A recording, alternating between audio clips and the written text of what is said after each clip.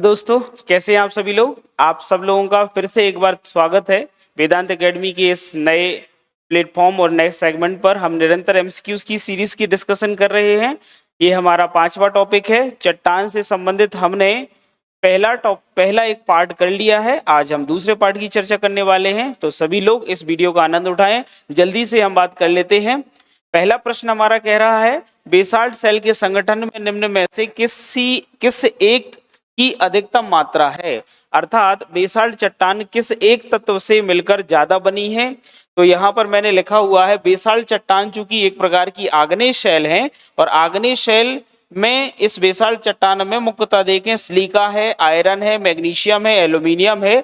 लेकिन सिलिका की जो मात्रा है बेटा वो सबसे ज्यादा है, मैक्सिमम है। अर्थात इसका सही आंसर क्या आना चाहिए, सिलिका आना चाहिए। इसके बाद आयरन है, इसके बाद मैग्नीशियम है और एल्यूमिनियम है। वैसे भी हमें पता है कि हमारी भूपर पट्टी में सबसे ज्यादा क्या पाया जाता है बेटा, सियाल भूपर पट्टी का निर्माण सियाल से है, अर्थात सिलिका और एल्यूमिनियम है। वहीं अगर हम देखें कि जो हमारा प्रवार है वो सीमा से मिलकर बना हुआ है, यानी कहीं ना कहीं सिलिका की तो प्रधानता भूपर पट्टी में भी है और हमारे प्रवार में भी है। इसका मतलब सीधा सा है कि जो लावा बेसाल्टिक फॉर्म में जमा हो रहा है उसमें सिलिका ज्यादा होगी। तो इसका सही आंसर क्या आएगा, इसका सही आंसर आ जाएगा डी, सिलिका। ठीक है, तो आपको इसका आंसर जल्दी से निकाल लेना है। डी, सिलिका आंसर इसका सही हो जाएगा। ठीक है, इसके बाद अपन बात लेते हैं, यहाँ पर दूसरी बात कर लेते हैं। सेकंड क्वेश्चन बोलता है, परतदार या अवसादी चट्टानों के विषय में दिए गए निम्नलिखित कथनों पर विचार कीजिए। परतदार चट्टानों के संबंध में स्टेटमेंट दिया गया है। क्या स्टेटमेंट है? स्टेटमेंट कहता है, परतदार चट्टानें पृथ्वी की सतह पर जलीय तंत्र द्वारा निर्मित होती हैं। कौन सा तंत्र? जलीय। तो बिल्कुल सही है। परतदार चट्टानें हमारे समुद्र के या जलीय भागों के आंतरिक भागों में देखें तो निरंतर सेडिमेंटेशन की प्रक्रिया से बनती है। ये सेडिमेंट कौन लाता है? नदी द्वारा बहाकर लाया जाता है।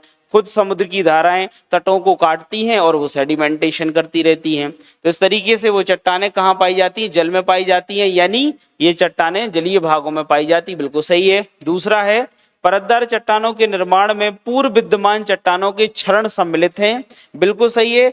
पूर्व विद्यमान चट्टानें अर्थात आग्नेय चट्टान मूल चट्टान है, इसका विखंडन वियोजन होता है तो कौन सी सेल बन जाती है बेटा? अवसादी सेल बन जाती है।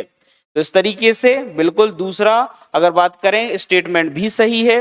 तीसरा, परतदार चट्टानों में जीवाश्म होते हैं, तो ये बात भी बिल्कुल सही है। परतदार चट्टानों में क्या पाए जाते हैं? जीवाश्म। क्यों? नदियों द्वारा जो बहाकर लाया जा रहा है पानी, उसमें क्या है? अवसाद है। अवसाद के साथ साथ सूक्ष्म जीव भी हैं, पेड़ पौधों के भाग भी हैं। ये सब के सब मिलकर क्या बनाते हैं? ये क्या क्या है? सेडिमेंट्स हैं। सेडिमेंट्स में जीवाश्म है और जीवाश्म दब जाएंगे तो ये चट्टानें भी जीवाश्म युक्त हो जाएंगी। तो इस तरीके से तीसरा कथन भी बिल्कुल सत्य है। और चौथा कथन क्या है? परतदार चट्टानें विशिष्ट रूप से परतों में पाई जाती हैं, तो उनका नाम ही परतदार है। सेडिमेंटेशन लेयर बाय लेयर कई सालों से होता रहता है और हम देखते हैं कि परत दर परत परतदार चट्टानों के बड़े बड़े भाग बन जाते हैं। सेडिमेंटेशन से अवसादी सेलें बन जाती हैं। तो चारों के चारों स्टेटमेंट बिल्कुल सही हैं, यानी इसका सही आंसर क्या आ जाएगा बेटा? D. D is the right answer. तो ये अच्छा क्वेश्चन था, आप लोग इसका आंसर लगा सकते हैं। नेक्स्ट देख लेते हैं। तीसरा प्रश्न है, अवसादी सेलों के लिए निम्नलिखित में से कौन सा कथन सत्य है? ट्रू यहाँ पर स्टेटमेंट बताना है। तो सबसे पहले देख लेते हैं, यहाँ पर लिखा हुआ ये सेलें क्रिस्टलीय होती हैं। तो ये सेलें क्या क्रिस्टलीय होती हैं? अवसादी सेलें। तो अवसादी सेलें अक्रिस्टलीय सेलें हैं, क्रिस्टल इनमें नहीं पाए जाते हैं, अर्थात ये आंसर उसका क्या हो जाएगा? गलत हो जाएगा। ये वे सेलें हैं जिनकी संरचना ताप और दाब पर निर्भर करती है, तो ये भी गलत है। ये किसका स्टेटमेंट है? रूपांतरित चट्टानों का स्टेटमेंट है। रूपांतरित चट्टानों में अगर हम देखेंगे तो उनका निर्माण ताप और दाब की प्रक्रिया से होता है। यहाँ पर अवसादी पूछा जा रहा है हमसे। सी है, ये सेलें स्तरों में निक्षेपित हैं, स्तरों में पाई जाती हैं। तो परतदार बोल रहे हैं, यानी स्तर हैं, तो बिल्कुल सही है। ये वाला तो सही है। फिर बात कर लेते हैं डी वाला, ये सेलें जल में नहीं निर्मित होती हैं। तो अभी अपन ने पिछला ही क्वेश्चन देखा था कि ये जलीय चट्टानें, इनको तलछट चट्टानें भी कहते हैं। जलीय भागों में अवसादों के जमाव से बनी हुई चट्टानें हैं, अर्थात डी आंसर भी इसका गलत है। अर्थात यहां पर सही आंसर क्या आने वाला है, सी इज द राइट आंसर, सी ही इसका सही आंसर होगा। तो आप लोग ये वाला प्रश्न भी अच्छा था आप लोगों के लिए, यहां पर इस तरीके से ये भी प्रश्न सही है।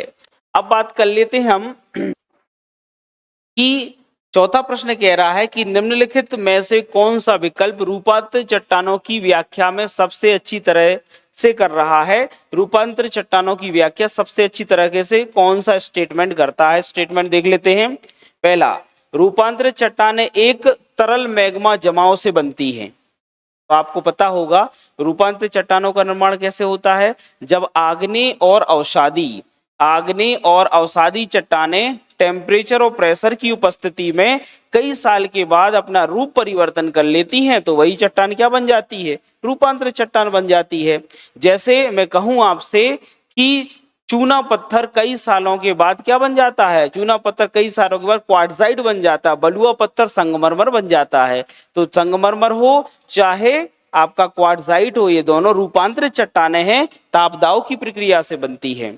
दूसरा देख लेते हैं, तो ये वाला स्टेटमेंट कैसा हो जाएगा, गलत, क्योंकि ये स्टेटमेंट आग्नेय चट्टानों का है। आग्नेय चट्टानें मैग्मा के जमाव से बनती है।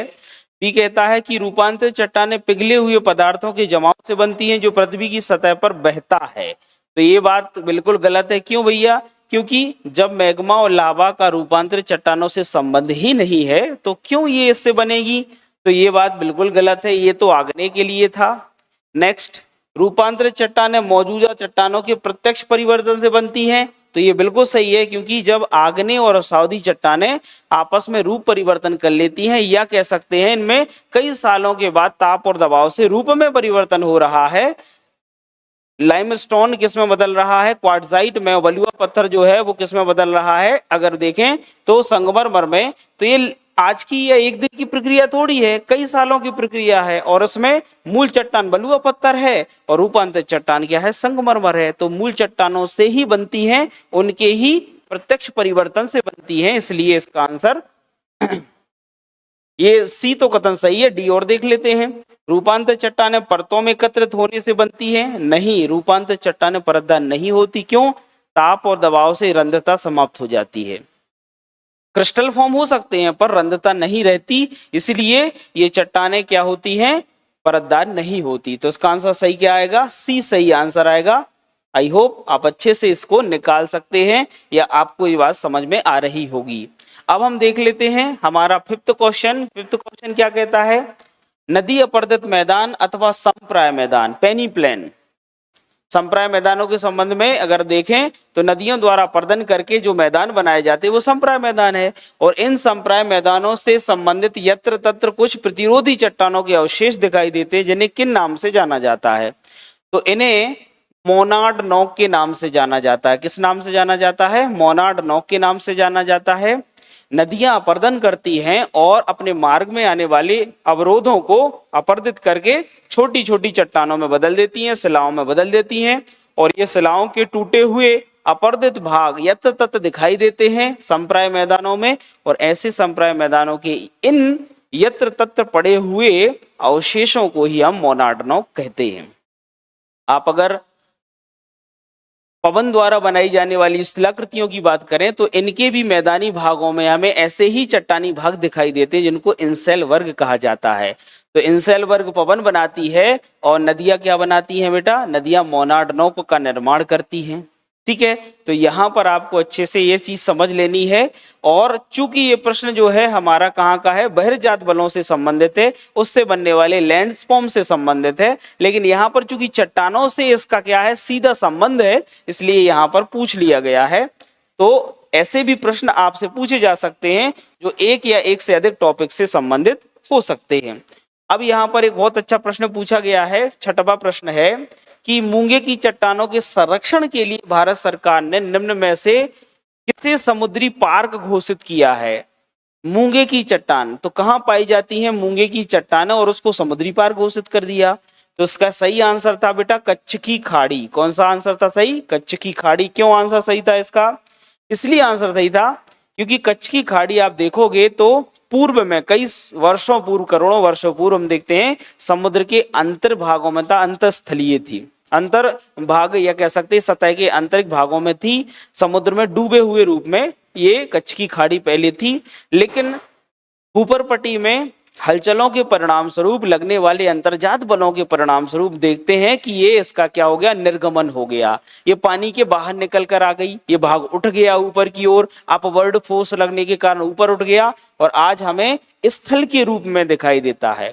लेकिन इतने सालों से पानी के अंदर रही तो इसमें मूंगा का जमाव तो होगा, क्योंकि कोरल कहाँ पाए जाते हैं, सागरों के निचले भागों में, लेकिन बहुत गहराई में नहीं, बहुत सतही भागों में, अगर देखें 100 फैदम के आसपास पाए जाते हैं।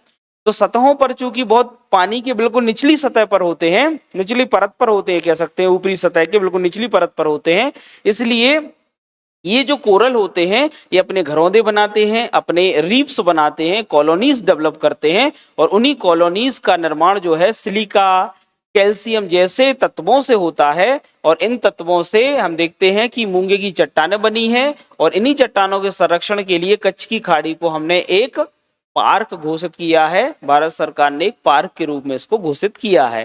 तो यहाँ पर कच्छ की खाड़ी ही इसका सही आंसर हो जाएगा। ठीक है, तो इसका ये आंसर हो जाता। 7वां क्वेश्चन क्या बोलता है, 7वां क्वेश्चन कहता है कि कोयला एक उदाहरण है। तो कोयला किसका उदाहरण है, आप सबको पता है, ये प्रश्न पहले भी वर्ष 2021 की पीएससी में पूछ गया कि कोयला एक परतदार चट्टान है। क्या है, कोयला परतदार चट्टान है। तो यहाँ पर बहुत ज्यादा समस्या नहीं है, कोयला एक क्या है बेटा, सेडिमेंट्री रॉक का उदाहरण है, कोई दिक्कत नहीं है, कोयला एक परतदार चट्टान है। फिर 8वां क्वेश्चन क्या कहता है, 8वां क्वेश्चन देखेंगे अगर हम तो 8वें क्वेश्चन में लिखा हुआ है निम्नलिखित में से कौन रूपांतर चट्टान नहीं है। रूपांतर चट्टान नहीं है, मेटामॉर्फिक रॉक नहीं है, देख लेते हैं। स्लेट, तो स्लेट तो एक रूपांतर चट्टान है। सेल जो है किस में बदल जाती है बेटा, स्लेट में बदल जाती है। किस में बदलती है, स्लेट में। सिस्ट देखें तो ये भी रूपांतरित है, क्योंकि जो नीस है वो सिस्ट में बदल जाता है, तो ये भी रूपांतरित है, ये भी है। डायोराइट, इसके बारे में नहीं कहा जा सकता। फाइलाइट बिल्कुल सही है, क्योंकि फाइलाइट में देखेंगे तो फाइलाइट का अगर देखोगे तो फाइलाइट जो है वो सिस्ट में, और सिस्ट फिर से किस में बदल जाती है, फाइलाइट में बदल जाती है। ठीक है, तो आपस में रूपांतरण होता रहता है, यानी ये खुद एक प्रकार की रूपांतरित सेल है। तो इस तरीके से इसका सही आंसर क्या आ जाएगा बेटा, सी आ जाएगा। सेल, स्लेट और फाइलाइट एक रूपांतरित चट्टान है, परंतु डायोराइट एक रूपांतरित चट्टान नहीं है। ठीक है, 9वां क्वेश्चन देख लेते हैं। यहां पर सूची 1 और सूची 2 दी गई है और उसके कुछ कूट दिए गए हैं, सुमेलित करके रूपांतरित चट्टानों को सुमेलित करना है और बताना है राइट आंसर क्या है। देख लेते हैं। सबसे पहले रूपांतरित चट्टान गैब्रो है। गैब्रो एक रूपांतरित चट्टान है और ये जो है इसके रूपांतरण से एपीडायोराइट नामक चट्टान का निर्माण होता है। बेसाल्ट के रूपांतरण से एम्फीबोलाइट बनती है। सैंडस्टोन अभी बताया था क्वार्ट्जाइट बनता है, और शेल जो है अभी बताया था स्लेट बन जाती है। अर्थात इसका सही आंसर क्या आएगा, 1 का 2, 2 का 1, 1 का 2, 2 का 1, सी का 4 और डी का 3, यानी D is a right answer. बड़ा अच्छा प्रश्न था, इस तरीके के प्रश्न भी पूछे जाते हैं, तो आपको कोशिश करनी है अवसादी सेलों के एग्जाम्पल को देख लें, उनका रूपांतरण देख लें, आग्नेय सेलों का एग्जाम्पल, उनका रूपांतरण देख लेंगे, रूपांतरित चट्टानों का एग्जाम्पल और उनका पुनर्रूपांतरण देखना है, क्योंकि इससे संबंधित प्रश्न हमसे पूछे जाएंगे तो बनने चाहिए। ठीक है बेटा, इसके बाद अंतिम प्रश्न की ओर बढ़ चलते हैं। अंतिम प्रश्न कहता है कि अंतिम प्रश्न क्या कह रहा है हमसे, अंतिम प्रश्न कह रहा है कि निम्नलिखित कथनों पर विचार कीजिए। पहला कथन है बेसाल्ट चट्टानों से संबंधित है। बेसाल्टी लावा जो है उसमें सिलिका का अंश अपेक्षाकृत न्यून और ला मतलब यहाँ पर लोहा है, लोहा और मैग्नीशियम का अंश उच्च होता है। तो अभी मैंने पहला प्रश्न क्या करवाया था आपको, पहले प्रश्न में मैंने कहा था कि बेसाल्ट जो लावा है उसमें मैग्नीशियम, लोहा, सिलिका ये बहुत ज्यादा होते हैं, यानी ज्यादातर तो सिलिका होती है, इसके बाद लोहा है, फिर मैग्नीशियम, फिर एल्यूमिनियम है। तो यहां पर भैया सिलिका न्यून तो हो ही नहीं सकती, अर्थात स्टेटमेंट 1 इज आ रॉन्ग, गलत है, फॉल्स है। फिर अगर कहें हम बेसाल्टी लावा अन्य प्रकार की लावा की तुलना में हमेशा अधिक श्यान होता है, तो ये बात सही हो सकती है। क्यों हो सकती है? क्योंकि हमें पता है कि लावा जो होता है, कौन सा, बेसाल्टी लावा, ये बाह्य आग्नेय से चट्टान फॉर्म होती है, पृथ्वी के बाहर आ जाता है, और पृथ्वी के बाहर आएगा तो ये वातावरण के संपर्क में आएगा, और वातावरण के संपर्क में आने से ज्यादा विस्कस हो जाता है, जमने लगता है तो गाढ़ा हो जाता है। वहीं जब ये पृथ्वी के आंतरिक भागों में होता है तो वातावरण का प्रभाव नहीं है, तो ये थोड़ा सा कैसा होता है, पतले, या कह सकते हैं कम विस्कस होता है। तो ज्यादा विस्कोसिटी कहाँ दिखाई देती है इसके, जब ये सतह पर आ जाता है। तो बेसाल्टी लावा ज्यादा विस्कस या श्यान है, तो ये आंसर बिल्कुल सही है, स्टेटमेंट सही है। अर्थात इसका सही आंसर क्या आएगा बेटा, इसका सही आंसर आएगा ए। ठीक है, तो इस तरीके से हमने ये 10 क्वेश्चन की एक जो रिमेनिंग पार्ट था चट्टानों का, इसको कर लिया है। आई होप आपको इसको अच्छे से ये टॉपिक समझ में आए होंगे, और क्वेश्चन बड़े ही अच्छे लेवल के थे, आगामी हमारी परीक्षा में देखने को मिल सकते हैं। तो आज की क्लास में बस इतना ही। वेदांत एकेडमी के प्लेटफॉर्म से जुड़े रहिए और निरंतर अपने नॉलेज को, अपने एमसीक्यूज को बेहतर बनाइए और परीक्षा में अच्छे अंकों से पास होइए। आपकी सुखद भविष्य की, अच्छे भविष्य की कामना वेदांत एकेडमी करता है। आप लोगों का बहुत बहुत धन्यवाद। Thank you very much. जय हिंद बेटा।